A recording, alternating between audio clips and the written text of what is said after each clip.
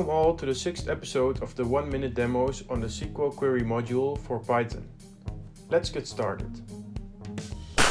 In this episode we will create one SQL select object out of two by using the .join method. We start with a SQL select object to fetch the results of the 2019 Chinese Grand Prix. We want to add more information about the drivers, but this is not available in the same table. We need to join it from another table. Let's create another SQL select object that fetches this driver's information. Here we can see a sample of the results.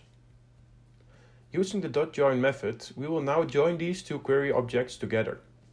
We call this method on the results query. As the first argument, we insert the drivers query. For the how parameter, we specify the type of join. In this case, we want to perform a left join. The on parameter takes the fields to match between the two resulting tables. We specify this with a tuple of two elements. The first element should be the field from the query that calls the .join method. Let's have a look at the resulting query. Note that the query uses aliases to separate which fields belong to which table. To wrap this up, let's have a look at the results from this joined query as well.